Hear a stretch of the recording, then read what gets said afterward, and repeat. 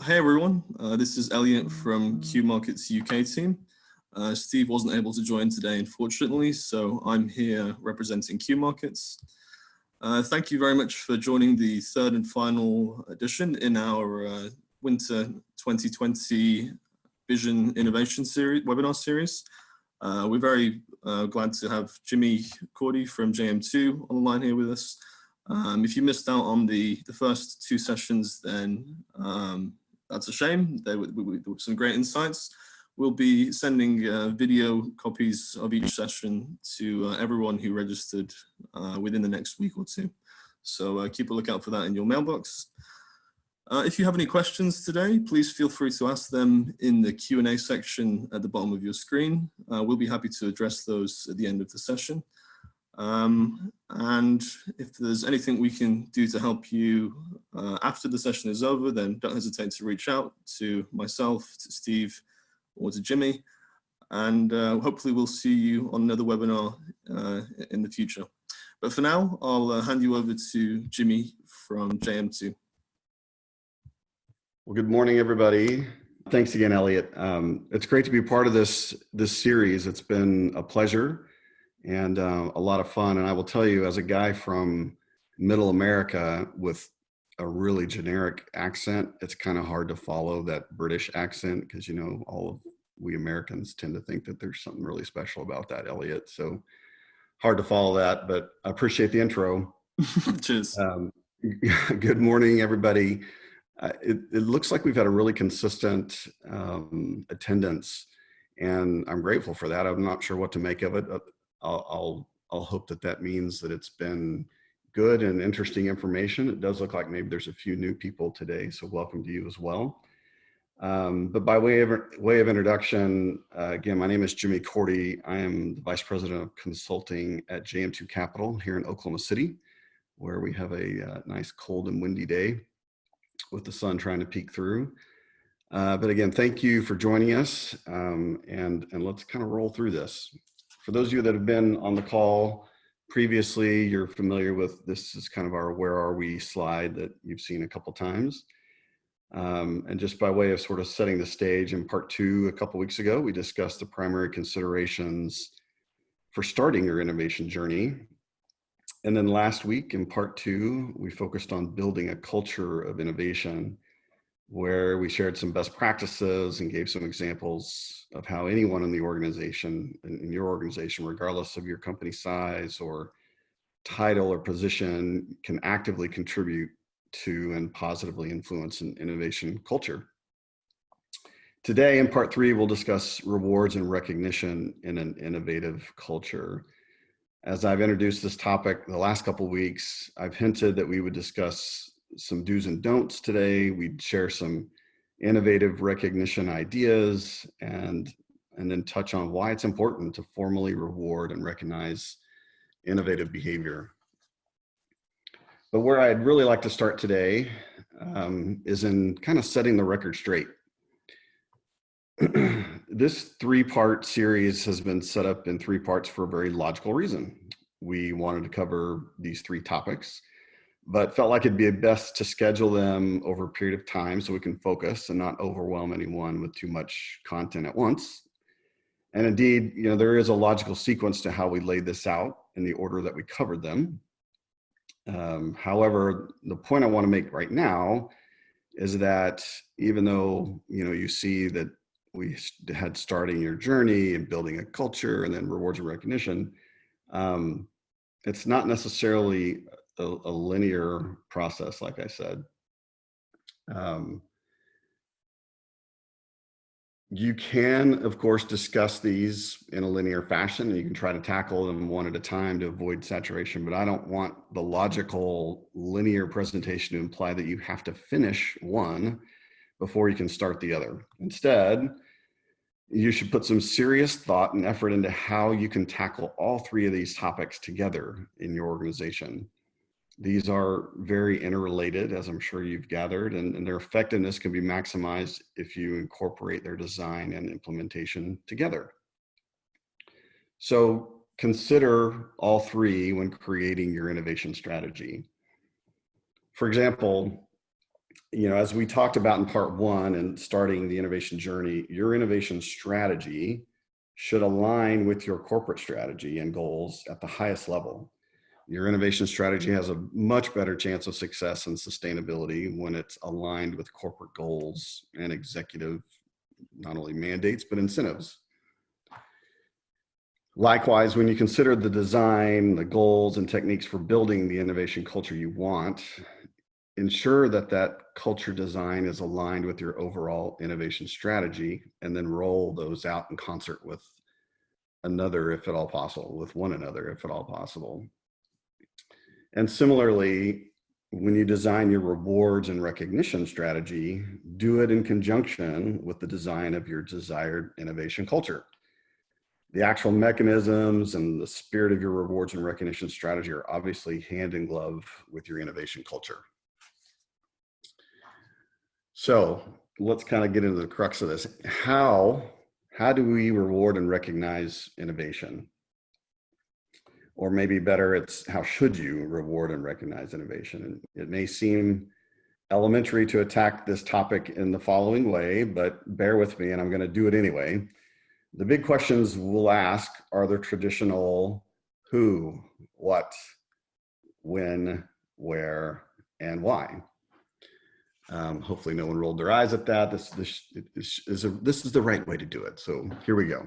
So first of all, who? When it comes to rewards and recognition, I believe the first question to ask and answer is who? The easy answer is everyone. But since we're talking about innovation, the answer is, well, it's still everyone. But there are at least two primary roles or players in this innovation scenario. The first is the recognizer, the person doing the recognizing. And the second is the recognizee. And I'm kind of making up words here, but traditionally you might assume the recognizer to be the manager or the leader or the kind of the superior to a direct report. And this is certainly most often the case. But if you recall, as we talked about, a true innovative culture is one where everyone is involved and everyone can participate. As such, those of you who are in non-leadership roles or those who are team members can play the recognizer role just as easily as the leader, and they should. It's a two-way street for everyone involved.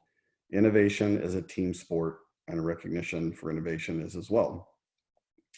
Let me give you an example. In one of my previous firms, our CEO had a great practice of having peers recognize peers. In our weekly Monday morning call, it was our all hands call, he'd have at least one person call out one of their teammates for exhibiting one or more of our company core values. That person would recognize the individual and provide very specific details about what they did to exhibit that core value. It was a meaningful way to recognize team members peer to peer. But what you shouldn't be blind to is the fact that the CEO was the one championing the idea and providing the venue for the recognition.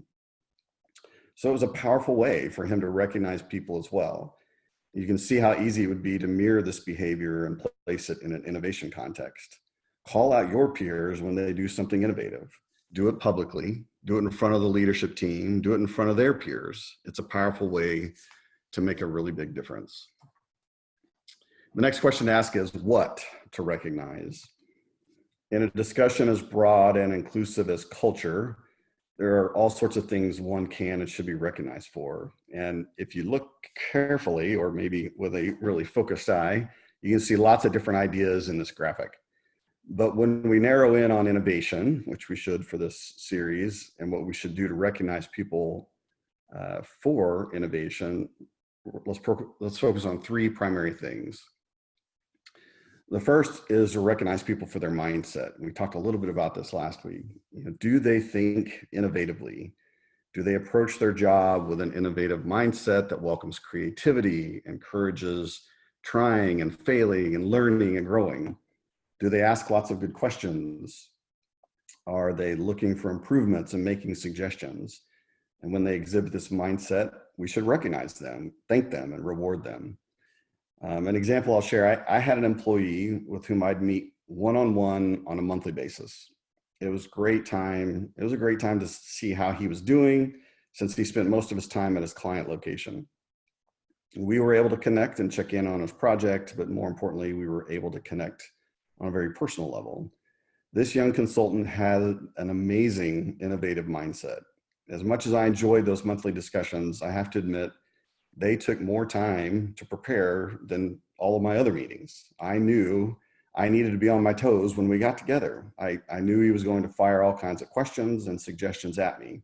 Honestly, frankly, it was a bit exhausting at times, but I promise you, I got so much from those conversations. He taught me so much, and I always left the meetings refreshed and energized for the rest of the day. And I usually left with some of my own to-dos that I came away with to follow up on his great questions. I knew I needed to have my mind right when I met with him because his mind was always going to be in creativity and solutioning mode. The second is to recognize people for their attitude. You can easily see maybe where perhaps attitude could be confused with mindset. I get that, but there is a distinction, a real distinction in my mind. For example, your mindset, in my opinion, is how you think about the day. What do you hope to get out of the day? What answers do you want to find? How do you want to make people feel? It's almost more of a results thing. Whereas I believe attitude is the way you approach the day. It's an energy, a positivity, or maybe negativity, in the way you go about trying to achieve the results you want from your mindset. Now, just to be clear, I am no psychologist or behavioral scientist by any stretch. So those distinctions are more from my head than anything else, but I do believe there is a difference. For example, I had that great employee of mine attack his day with a negative attitude, despite having such an energetic and curious mindset. His impact on me and others would be very different. The anxiety I felt before meeting with him would have turned from an anxiety to be prepared and focused to a dread to have to listen to his complaints. There's a very big difference. And the third primary thing to recognize is ideas. In any culture, ideas are the lifeblood of innovation. They are the source of innovative growth and success. Yes, you should absolutely reward and recognize people for their ideas. And as we've talked about, even those that are unsuccessful or failures. When we spoke 2 weeks ago, we talked about creating a formalized approach to idea generation and accumulation and pipeline management. There's so much value in having a methodology for idea management. And, Elliot and our friends at Q Markets would be the first to say amen to that probably. But let me add one note of caution about ideas. I would caution against establishing a rewards and recognition system that is based on the volume of ideas people generate. It shouldn't be about the numbers. Whether ideas are submitted and counted by team or individual, be careful and purposeful to ensure your rewards and recognition are for quality, for relevance, strategic alignment, and for financial viability. Make sure the ideas are actionable. Don't get caught in the frustrating quagmire of volume control and clogged innovation pipelines, because that is a no-win situation. The next question to ask is when? When you reward and recognize is also very important. We've heard many times that timing is everything in so many aspects of life. But I assure you, when it comes to rewarding and recognizing your colleagues, your team members, your direct reports, or even your superiors, when you recognize them based on what they do, can make all the difference in how well the recognition lands on their hearts and in their minds. So recognition should occur on a daily basis. If your mindset is right, then every day should be approached with a goal of recognizing at least one person. There will be something to recognize if you look for it. Also, recognition should happen as it happens and when it happens, or at least soon thereafter. That's the key. So be ready. Have your celebration whistle at the ready. Be armed with your thank you cards, your trinkets, your attaboys and attagirls. No matter when these events happen, you need to be ready. Another word of caution though. Over the course of this series, we've mentioned multiple times about the importance of celebrating failure in the context of innovation. And that is important. When it comes to timeliness of recognition, it's especially important to acknowledge failure as soon as it happens. When done in the right way, it can feel like an award. It can also be galvanizing to the team because you're walking the innovation culture walk. But it can also do just the opposite to the individual if the failure is recognized long after it occurred and learned from. In those cases, it actually might feel to the person like the failure was never really forgiven or forgotten. Next, recognition and reward should happen when events in the lives of your team happen. Know about their special days. Know when they've achieved a success in their life. Know when they're celebrating a work anniversary, or maybe even an anniversary of when they received recognition for a previous great idea that's had lasting effects. And lastly, recognition and reward should also happen in a scheduled and predictable way to generate anticipation and excitement. I shared last week about our weekly parties on the patio where we recognized and celebrated customer success each and every Friday on the company patio overlooking the lake. Establish traditions and predictable celebration events that focus on innovation success. You'll be pleased with the way those bring the team together. It's more than the standard birthday cake in a break room routine. Instead, schedule real events that bring everyone together to celebrate effort and results. Now, when it comes to where you should reward and recognize, you have to be smart and sensitive at the same time. You have to know your team individually. There are those who truly do not want to be the center of attention. There are introverts who prefer to be present, but not called out in a public way. It's your job to know that about those people and their preferences, and then act accordingly. More often than not, the where should be near the person's peer group or team. That makes the biggest difference when they get that recognition in front of them.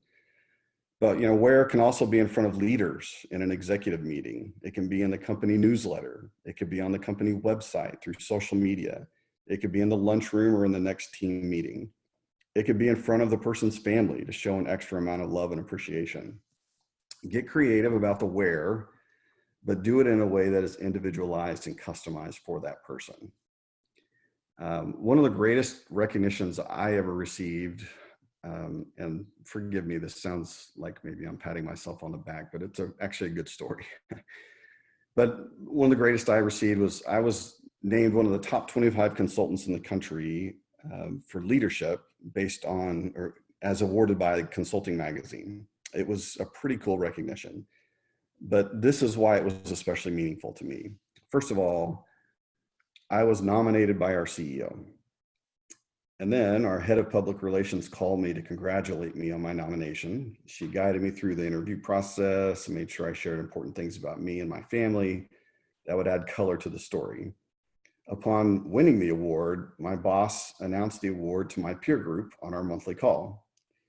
When I flew to New York City to receive my award and attend the fancy ceremony, I was able to attend with my wife, my oldest son, and his new wife.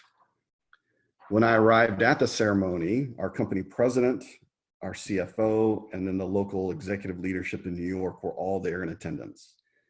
That, my friends, was an amazingly powerful method of recognition, and it lasted for weeks as the articles came out and the company continued to make announcements through various media channels. Now that's how you make an impression and recognize someone. It was amazing.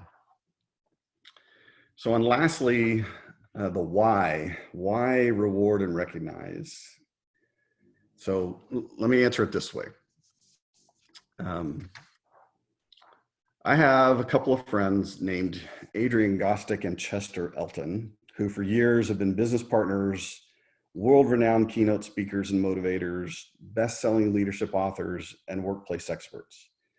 I'm not gonna pretend they're my best friends, but I know them fairly well. And I was fortunate to meet them back in early 2012, just as their book, All In, was about to be released.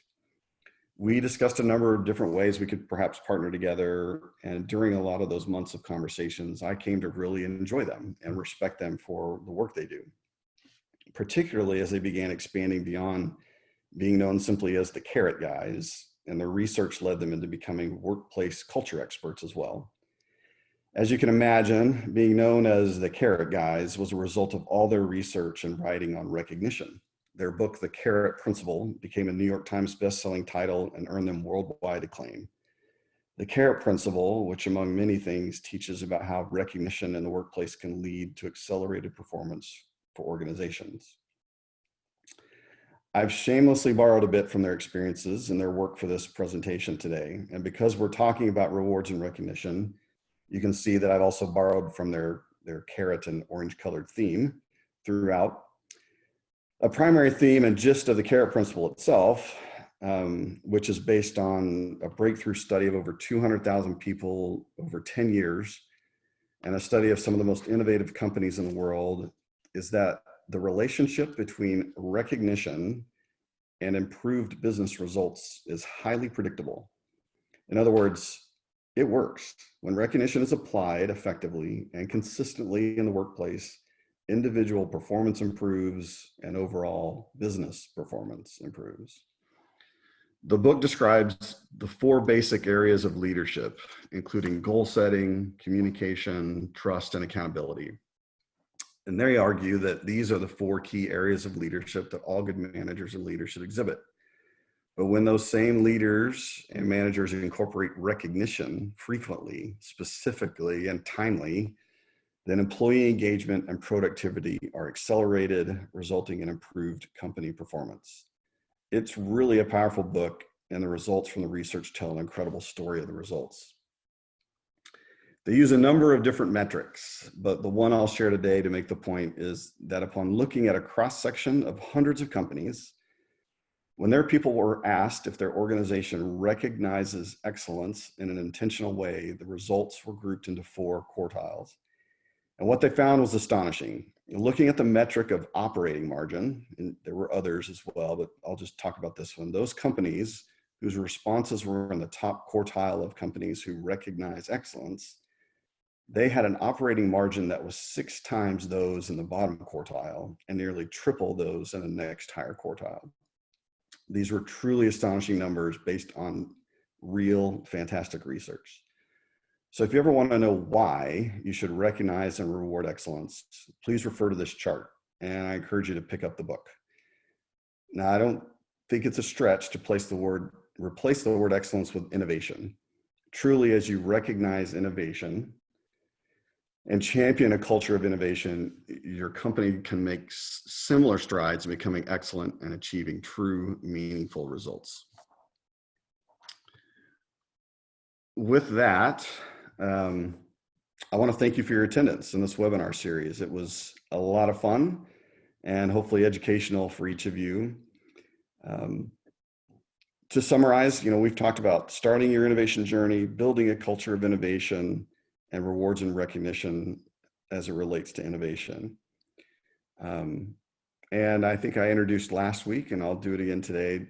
We have an innovation capability assessment that we love to do with people to help them understand where they might be in their journey, maybe where they should focus across different capabilities. And we'd love to talk to you about that. I'm going to stop there, express my thanks again. Elliot, it looks like maybe there was a question or two that came across. Was there anything that we should maybe answer before we go? Yeah, that's right. We did get one question which says, when it comes to innovation, is it more effective to reward employees or recognize them? So I guess they're referring to what you said. It's important to have both, but is one more effective than the other, would you say, Jimmy? Yeah, in the experience that I've had and research that I've read, recognition is almost always the most powerful way to motivate people and to get the most out of them. The rewards can be defined in a lot of different ways. A lot of people immediately go to maybe money, but again, in most of the research I've read and in my own personal experience, it's recognition among your peers and among your leadership that really means the most.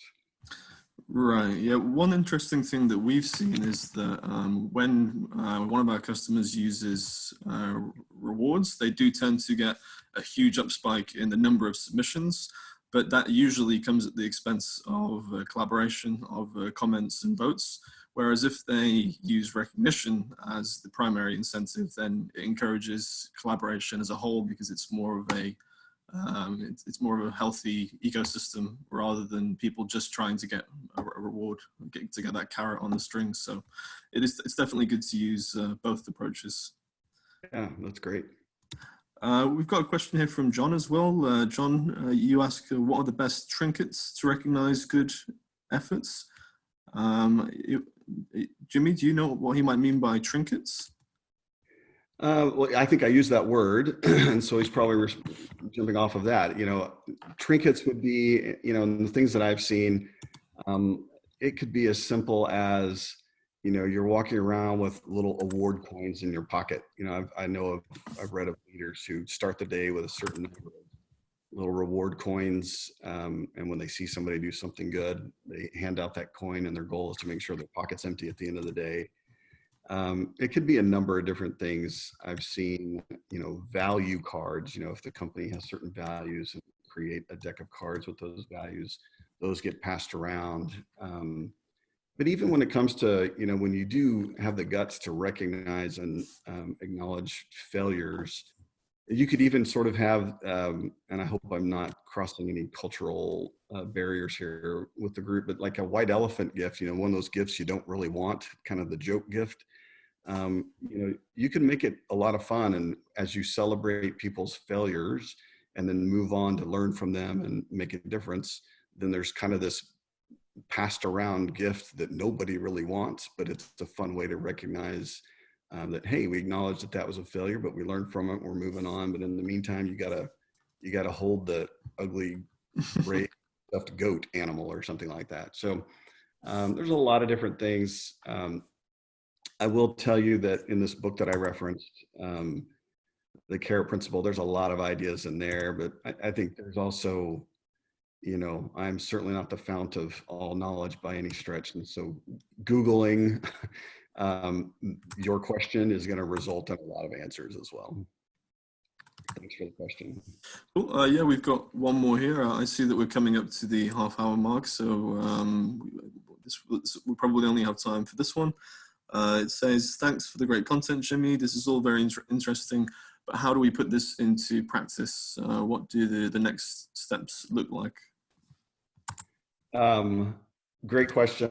You know, the next steps for us as we kind of work in concert with Q Markets and Steve and Elliot, for any of you interested in discussing next steps, let's just start with a phone call. You'll each receive an email probably tomorrow or the next day as a follow-up to this, you know, just to see if there's some interest in another conversation.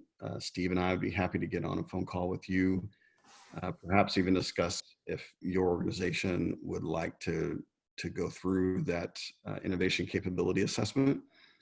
And if so, we can certainly make that happen in pretty short order. And then we would set up a call after that to discuss the results and any of the recommendations that come out of that.